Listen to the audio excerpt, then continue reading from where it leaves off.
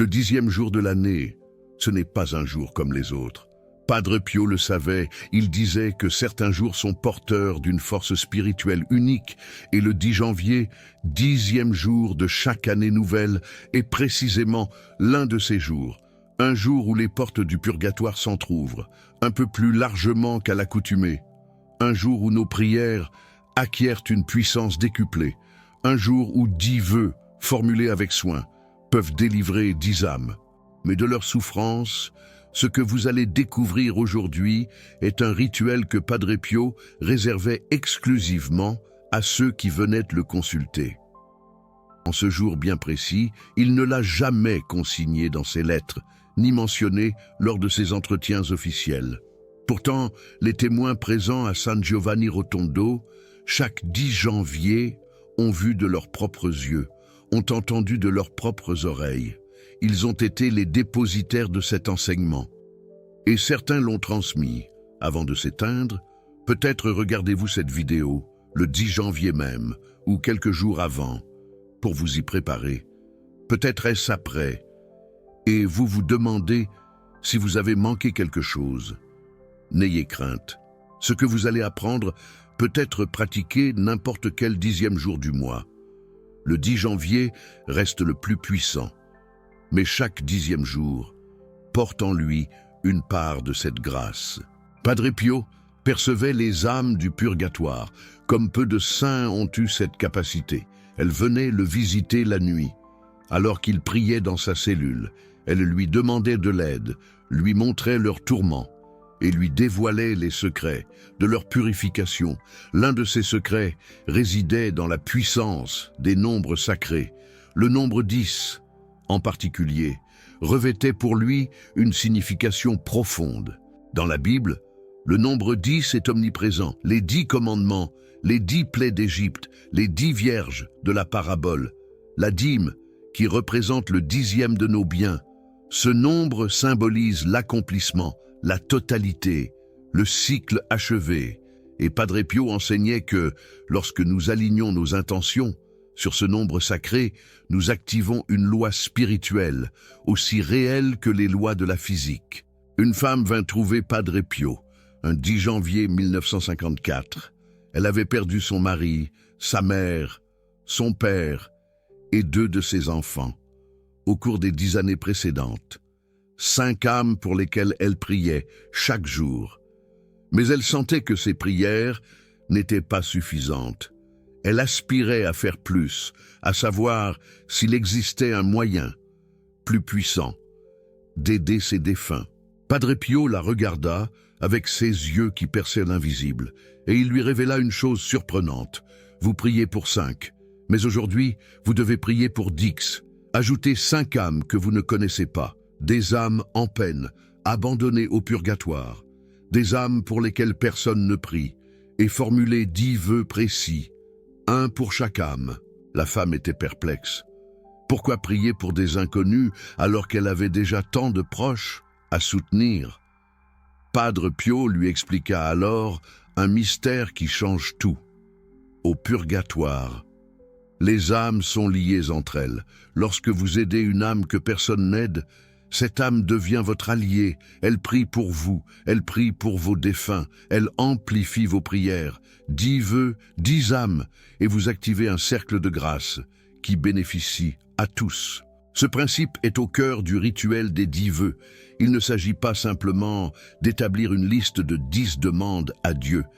Il s'agit de tisser une alliance spirituelle entre vous, vos défunts, les âmes abandonnées du purgatoire et le ciel lui-même. Une alliance qui multiplie la puissance de vos prières. Mais attention, ce rituel ne fonctionne pas si vous l'exécutez machinalement. Padre Pio insistait sur un point capital.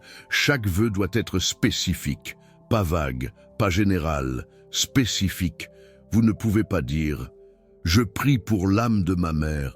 Vous devez dire « Je prie pour que l'âme de ma mère soit libérée de la souffrance qu'elle endure à cause du mensonge qu'elle m'a fait en 1987 et qu'elle n'a jamais confessé ». Cette précision peut sembler excessive, mais Padre Pio expliquait que les âmes du purgatoire souffrent pour des péchés spécifiques. Elles ne souffrent pas de manière abstraite. Elles sont purifiées de fautes précises, de moments précis, de choix précis. Et lorsque notre vœu correspond exactement à ce qu'elles endurent, notre prière devient comme une clé qui ouvre la serrure exacte. Comment connaître les péchés spécifiques de nos défunts? Padre Pio donnait 3 méthodes. La première est la mémoire. Que savez-vous de cette personne? Quelles étaient ses faiblesses, ses conflits, ses regrets exprimés? Ces indices vous guident vers les vœux les plus efficaces. La deuxième méthode est l'intuition priante. Avant de formuler vos vœux, passez du temps en silence, devant le Saint-Sacrement ou devant un crucifix. Demandez à l'Esprit Saint de vous révéler pourquoi vous devez prier. Souvent, une pensée surgira, un souvenir, une image. C'est l'âme elle-même qui vous guide vers ce dont elle a besoin. La troisième méthode est le rêve. Padre Pio enseignait que les âmes du purgatoire peuvent nous visiter dans nos songes pour nous montrer leur souffrance. Si vous avez rêvé d'un défunt récemment, analysez ce rêve. Que faisait cette personne? Dans quel état était-elle? Quel message essayait-elle de transmettre? Ces indices sont précieux pour formuler des vœux ciblés. Maintenant, laissez-moi vous enseigner la structure exacte du rituel des 10 vœux, tel que Padre Pio le pratiquait chaque 10e jour du mois. Première étape, la préparation du cœur. Comme pour tout rituel de prière, pour les âmes, vous devez d'abord vous assurer que votre cœur est pur de toute colère et rancune. Si vous portez du ressentiment contre quelqu'un, vivant ou mort, vos vœux seront affaiblis. Prenez quelques minutes pour examiner votre conscience et offrir à Dieu tout ce qui pourrait bloquer vos prières. Deuxième étape, le choix des 10 âmes. 5 de ces âmes doivent être des personnes que vous avez connues personnellement, des parents, des amis, des collègues décédés. Les 5 autres doivent être des âmes en peine, des personnes pour qui personne ne prie plus. Vous ne connaissez pas leur nom? Ce n'est pas grave. Vous pouvez simplement les désigner, comme la première âme abandonnée, la deuxième âme abandonnée, et ainsi de suite. Dieu sait de qui il s'agit.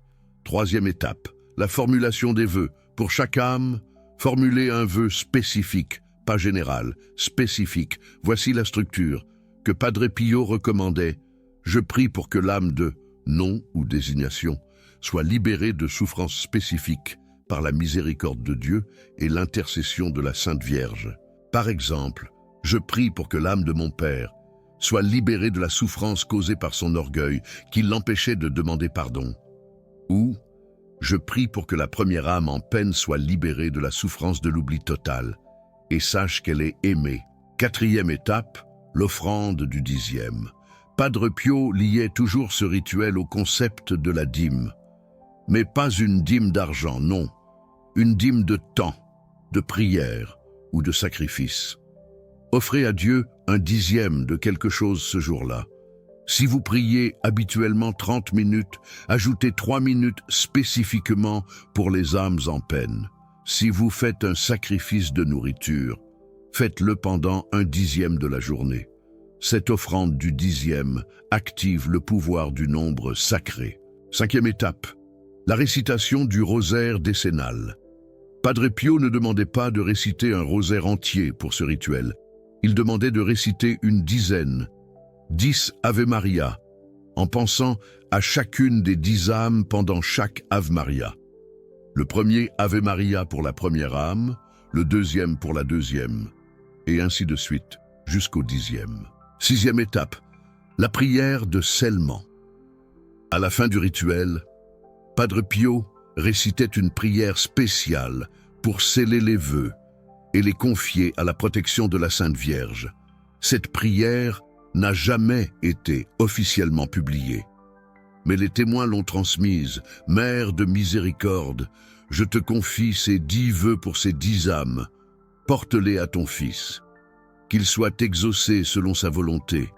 Que le sang du Christ purifie ces âmes. Que ma prière soit acceptée comme offrande d'amour. Amen. Ce rituel peut sembler simple, mais sa puissance réside dans sa précision et dans sa connexion avec les lois spirituelles que Padre Pio avait découvertes à travers ses décennies de contact avec les âmes du purgatoire. Un frère capucin qui vivait avec Padre Pio a témoigné d'un événement extraordinaire qui s'est produit un 10 janvier dans les années 1960. Ce jour-là, Padre Pio était en prière dans la chapelle du couvent. Soudain, son visage s'est illuminé d'une joie profonde. Les autres moines présents ont vu des larmes couler sur ses joues. Après la prière, ils lui ont demandé ce qui s'était passé. Padre Pio a répondu « 10 âmes viennent d'entrer au paradis, toutes en même temps. Une femme dans un village de Calabre a fait le rituel des 10 vœux ce matin. Ses prières étaient si pures, ses vœux si précis, que le Seigneur a exaucé chacun d'eux. J'ai vu ces âmes monter, j'ai vu leur visage transfiguré, et j'ai vu la femme qui priait, entourée d'une lumière que seuls les anges peuvent voir. » Ce témoignage nous montre la puissance réelle de ce rituel quand il est fait avec foi et précision. Ce n'est pas une superstition, ce n'est pas une formule magique, c'est une collaboration avec les lois spirituelles que Dieu a établies. Des lois aussi réelles que la gravité, mais qui opèrent dans le royaume invisible. Mais il y a des obstacles qui peuvent empêcher le rituel de fonctionner. Padre Pio les identifiait clairement. Le premier obstacle est le doute. Si vous faites ce rituel en vous demandant si ça marche vraiment, vous créez une fissure dans votre intention. La foi doit être totale, pas aveugle, pas naïve, mais totale. Vous devez croire que Dieu entend, que les âmes existent, que le purgatoire est réel et que vos prières ont un pouvoir véritable. Le deuxième obstacle est la dispersion. Si vous formulez vos 10 vœux à la va-vite, entre 2 tâches quotidiennes, en pensant à autre chose, vous gaspillez le potentiel du rituel. Padre Pio demandait une concentration absolue, au minimum 30 minutes de silence et de présence totale. Le troisième obstacle est l'égoïsme caché. Si vos intentions pour vos défunts sont en réalité des demandes pour vous-même déguisées en prières pour eux, le rituel perd sa puissance. Par exemple, si vous priez pour que votre mère soit libérée, mais que votre vraie motivation est que vous voulez arrêter de vous sentir coupable, l'intention est corrompue. Elle doit être pure, orientée vers le bien de l'âme, pas vers votre confort. Le quatrième obstacle est l'impatience. Padre Pio avertissait que tous les vœux ne sont pas exaucés immédiatement. Certaines âmes ont besoin de beaucoup de prières avant d'être libérées.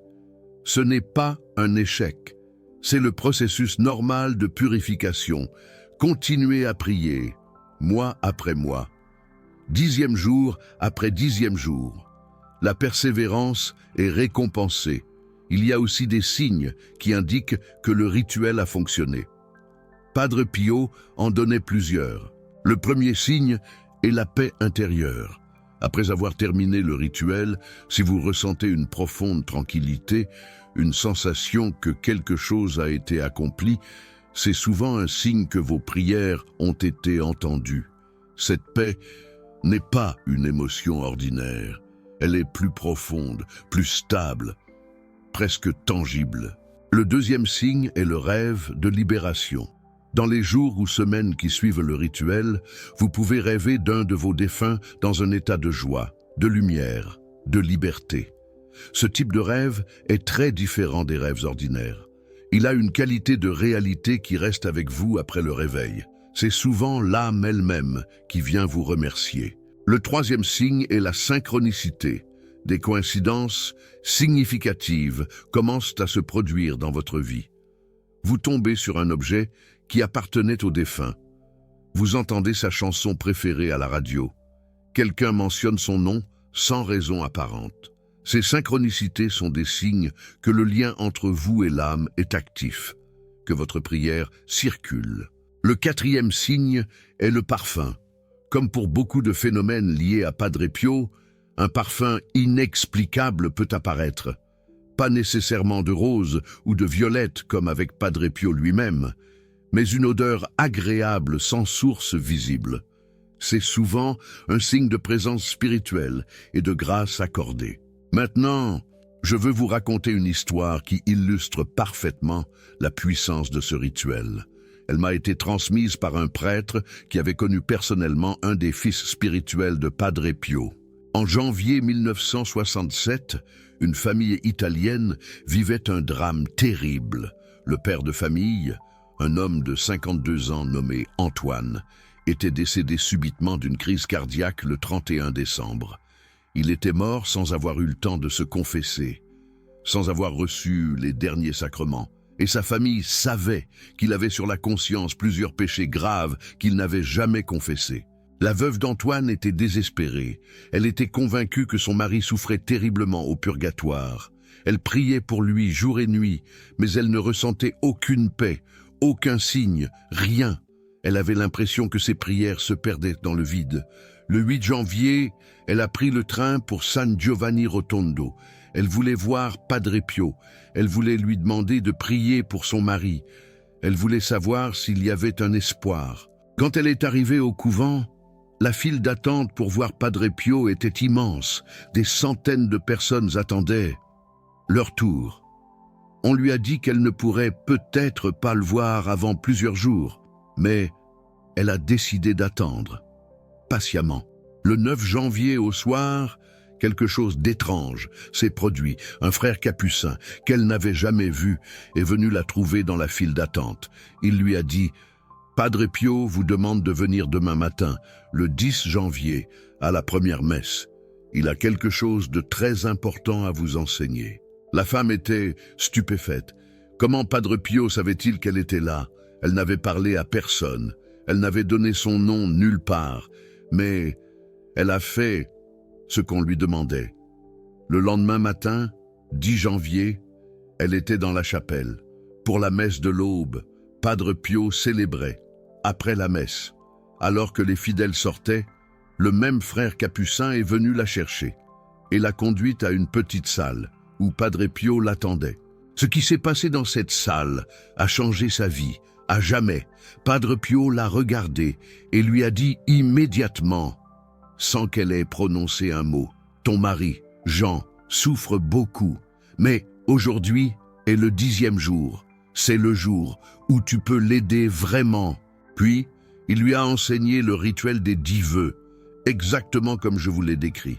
Il lui a demandé de formuler 10 intentions spécifiques, 5 pour son mari, Jean, et 5 pour des âmes en peine.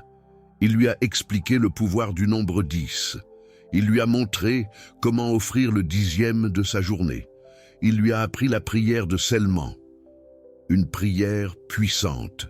La femme, Jeanne, a passé toute la journée du 10 janvier à pratiquer ce rituel. Elle a formulé ses 10 intentions avec une précision que seule une épouse aimante pouvait avoir. Elle connaissait les péchés de son mari, ses faiblesses, ses regrets.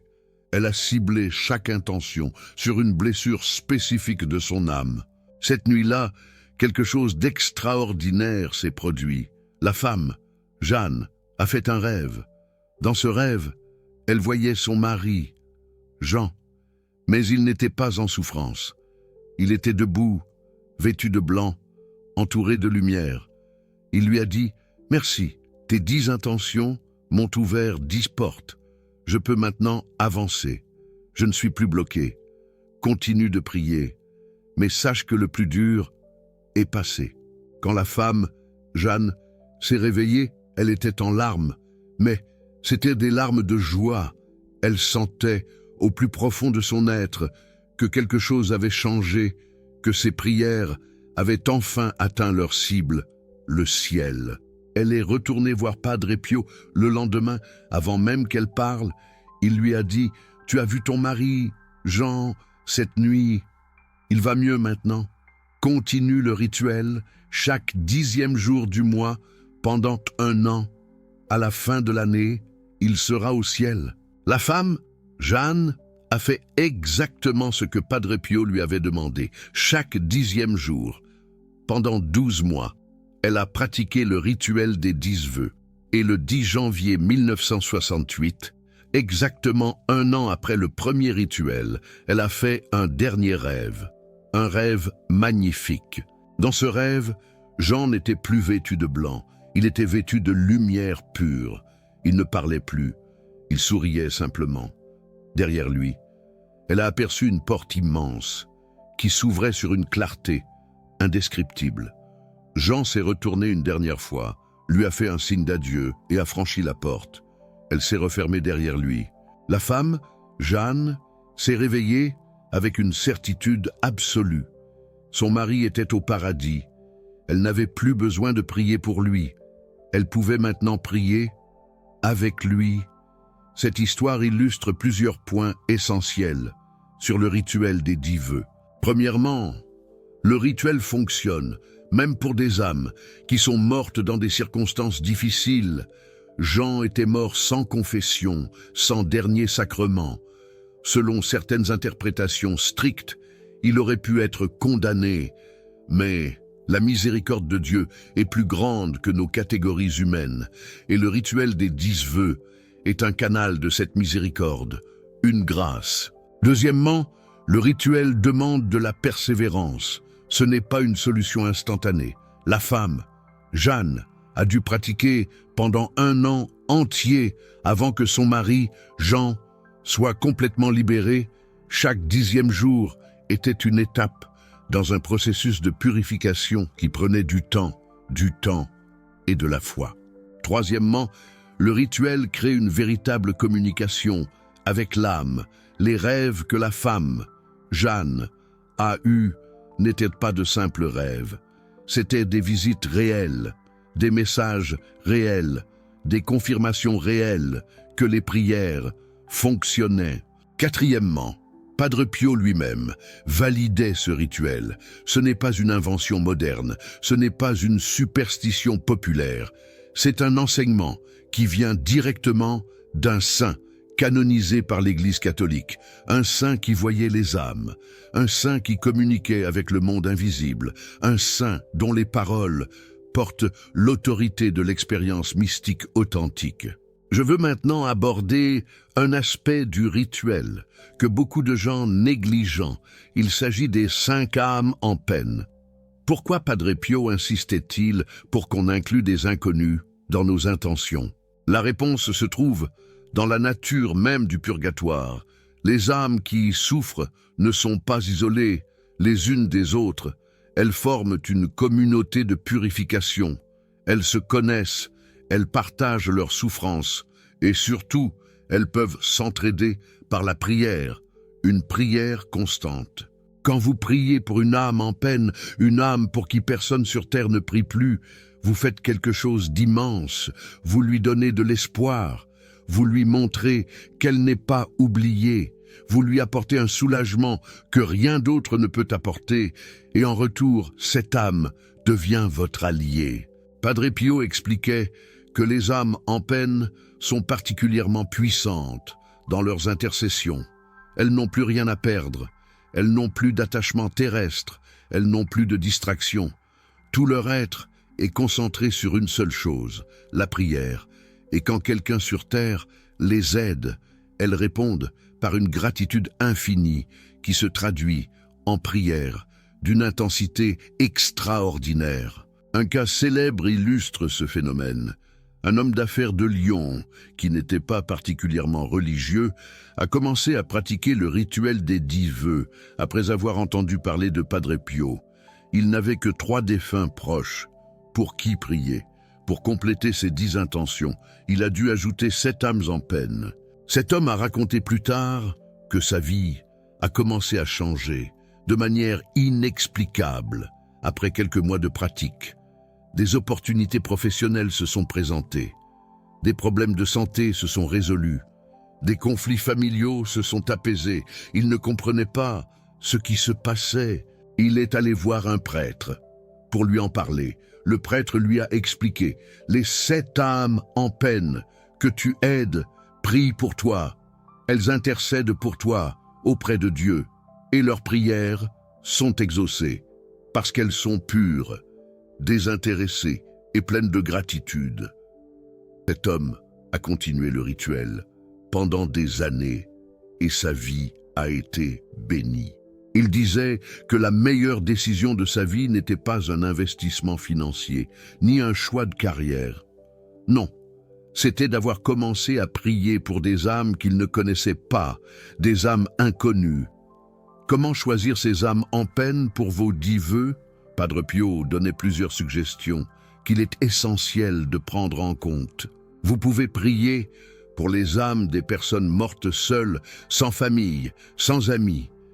Imaginez leur solitude, ceux qui sont morts dans des accidents sans témoins, des vies fauchées, sans que personne ne puisse témoigner de leur dernier souffle, ceux qui sont morts oubliés dans des hospices ou des prisons, l'oubli total, ceux dont personne ne visite plus les tombes, des pierres tombales envahies par la mousse et le silence. Vous pouvez prier pour les âmes des personnes mortes dans des catastrophes anciennes, des guerres oubliées, comme la Grande Guerre ou les guerres de religion, des épidémies du passé, la peste, le choléra, des naufrages dont plus personne ne se souvient, des histoires englouties par les flots du temps. Ces âmes attendent depuis des siècles qu'on prie pour elles. Imaginez leur longue attente. Vous pouvez prier pour les âmes des personnes de votre région qui sont mortes sans famille. Dans chaque cimetière, il y a des tombes abandonnées, des noms que personne ne prononce plus, comme si ces personnes n'avaient jamais existé. Ces âmes sont proches de vous géographiquement, et Padre Pio enseignait que cette proximité crée un lien spirituel particulier, un lien invisible, mais puissant. Vous pouvez aussi demander à la Sainte Vierge de vous guider vers les âmes qui ont le plus besoin de vos prières. Faites cette demande au début de votre rituel des 10 vœux, et laissez-vous guider par l'intuition. Parfois, un nom ou une image surgira dans votre esprit. Suivez cette inspiration, c'est un signe. Il y a une dernière catégorie d'âmes en peine que Padre Pio mentionnait avec une tristesse particulière. Ce sont les âmes des prêtres et des religieux qui ont failli à leur mission, des pasteurs qui ont trahi leur troupeau, des consacrés qui ont abandonné leur vocation. Ces âmes souffrent terriblement au purgatoire, non seulement pour leurs péchés personnels, mais aussi pour tous ceux qu'ils ont scandalisés ou égarés, et très peu de gens prient pour elles, car leur mémoire est entachée de honte. Padre Pio disait que prier pour ces âmes est un acte de miséricorde d'une valeur immense, pas parce qu'on excuse leurs fautes, non, mais parce qu'on reconnaît que même les plus grands pécheurs peuvent être sauvés par la grâce de Dieu. Et souvent, ces âmes, une fois libérées, deviennent des intercesseurs particulièrement puissants, car elles comprennent la fragilité humaine mieux que quiconque. Elles connaissent les ténèbres et la lumière. Maintenant, je veux vous donner quelques conseils pratiques pour mettre en œuvre le rituel des 10 vœux dans votre vie quotidienne. Des conseils simples, mais efficaces. Premier conseil, choisissez un moment fixe. Le rituel fonctionne mieux quand il est ancré dans une routine, si possible. Pratiquez-le le matin, avant que les activités de la journée ne vous dispersent. Mais si le matin ne convient pas, choisissez un autre moment et tenez-vous-y. La régularité amplifie la puissance du rituel. Créez votre propre sanctuaire temporel. Deuxième conseil, préparez vos intentions à l'avance. Ne les improvisez pas au moment de prier, la veille du 10e jour. Prenez le temps de réfléchir à vos 10 vœux, écrivez-les. Soyez aussi spécifique que possible. Cette préparation montre à Dieu que vous prenez le rituel au sérieux. Troisième conseil, tenez un journal de vos intentions et des signes que vous recevez. Avec le temps, vous verrez des patterns émerger. Vous remarquerez quelles intentions semblent exaucer plus rapidement. Vous identifierez les signes qui vous sont personnellement destinés. Ce journal deviendra un trésor spirituel, un guide, un phare dans votre cheminement. Quatrième conseil, ne vous découragez pas si vous ne voyez pas de résultats immédiats. Les lois spirituelles fonctionnent différemment des lois physiques. Parfois, l'effet de nos prières ne se manifeste que des mois ou des années plus tard. Parfois, Il se manifeste de manière que nous ne reconnaissons pas immédiatement. La foi demande de la patience et de la persévérance. 5e conseil, partagez ce rituel avec d'autres. Quand plusieurs personnes pratiquent le même rituel pour les mêmes âmes, la puissance est multipliée. Si vous avez des proches qui veulent aider vos défunts, enseignez-leur le rituel. Formez un groupe de prière qui se réunit chaque 10e jour. L'union fait la force, même dans le monde spirituel. 6e conseil, adaptez le rituel aux circonstances de votre vie. Si vous ne pouvez pas consacrer 30 minutes le 10e jour du mois, faites ce que vous pouvez. Padre Pio préférait toujours une prière courte faite avec amour qu'une prière longue faite par obligation. L'important est la régularité et la sincérité, pas la perfection. Soyez flexible, mais fidèle. 7e conseil, ne négligez jamais les âmes en peine. C'est souvent la partie du rituel que les gens oublient ou minimisent. Mais Padre Pio insistait. Les 5 âmes en peine sont aussi importantes que vos 5 défunts connus. Peut-être même plus importantes, car elles n'ont personne d'autre que vous. Je veux aussi mentionner quelque chose que Padre Pio enseignait sur le lien entre ce rituel et les sacrements. Il ne remplace jamais la messe. Il ne remplace jamais la confession. Il ne remplace jamais la communion. Ces sacrements restent le cœur de notre foi catholique. Mais le rituel des 10 vœux complète ces sacrements. Il les prolonge dans notre vie quotidienne. Il transforme notre façon de prier pour les morts. Padre Pio recommandait particulièrement de pratiquer le rituel après avoir communié. Le jour où vous recevez le corps du Christ est le jour où vos prières ont le plus de puissance. Si le 10e jour du mois tombe un dimanche, la combinaison de la messe et du rituel crée une synergie spirituelle extraordinaire, une force irrésistible. Vous avez maintenant entre vos mains un enseignement précieux que Padre Pio réservait à ceux qui venaient le voir en personne. Un enseignement qui n'a jamais été largement diffusé. Un enseignement qui peut transformer votre relation avec vos défunts et avec le monde invisible. Si cette vidéo vous a touché, si vous avez ressenti quelque chose bouger dans votre cœur en apprenant ce rituel, alors vous comprenez pourquoi ce travail de transmission est si important. Ces enseignements de Padre Pio ne doivent pas rester cachés dans les archives des couvents. Ils doivent atteindre les âmes qui en ont besoin. Ils doivent aider les vivants à aider les morts. Chaque vidéo comme celle-ci représente des heures de recherche, de prière et de réflexion. Si vous voulez soutenir cette mission de diffusion des trésors spirituels de Padre Pio, le Super Thanks est une façon concrète de le faire. Votre soutien permet de continuer à créer ces contenus qui touchent des milliers de personnes à travers le monde. Padre Pio disait « Celui qui aide une âme à prier aide toutes les âmes pour lesquelles cette personne priera. » En soutenant ce travail, vous participez à une chaîne de grâce qui s'étend bien au-delà de ce que vous pouvez imaginer. Je vais maintenant vous donner une dernière prière. C'est la prière que Padre Pio recommandait de réciter à la fin de chaque rituel des 10 vœux, pour confier tout le travail spirituel à la protection divine. Seigneur Dieu, Père de miséricorde, je te présente ces 10 vœux pour ces 10 âmes en peine. Je te demande d'accepter mon humble offrande. Je te demande de purifier mes intentions de tout égoïsme. Je te demande d'utiliser mes prières selon ta sagesse infinie. Sainte Vierge, Mère des âmes du purgatoire, prends ces vœux dans tes mains maternelles. Porte-les à ton Fils. Ajoute tes prières aux miennes. Multiplie leur efficacité par ta puissante intercession. Padre Pio, toi qui voyais les âmes souffrir et qui as passé ta vie à les aider, guide ces vœux vers celles qui en ont le plus besoin.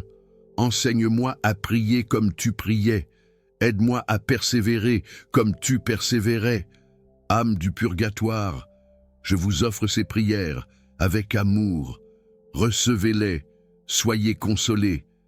Et quand vous serez au ciel, n'oubliez pas de prier pour moi et pour tous ceux que j'aime. Amen. Cette prière scelle le rituel des 10 vœux et le confie à la protection du ciel. Elle reconnaît notre petitesse et notre dépendance de la grâce divine. Elle invoque l'intercession de la Sainte Vierge et de Padre Pio, et elle établit une alliance avec les âmes du purgatoire, un échange d'amour et de prière qui traverse les frontières de la mort. C'est un lien spirituel fort. Le 10e jour de chaque mois se présente maintenant devant vous comme une opportunité, une porte ouverte vers le monde invisible, une chance d'exercer la plus grande des charités, aider les âmes qui ne peuvent plus s'aider elles-mêmes, une véritable action de compassion. Que ferez-vous de cette opportunité? Allez-vous laisser passer le prochain 10e jour comme tous les autres, ou allez-vous commencer à pratiquer ce rituel que Padre Pio a enseigné? Réfléchissez-y bien, le choix vous appartient. Mais sachez que les âmes en peine attendent, elles espèrent, elles comptent sur ceux qui ont la foi et la générosité de prier pour elles. Et maintenant, vous savez comment le faire. Efficacement. Si vous avez été touché par cette vidéo, partagez dans les commentaires vos intentions pour le prochain 10e jour. Écrivez les noms de vos défunts. Décrivez les âmes abandonnées pour qui vous voulez prier.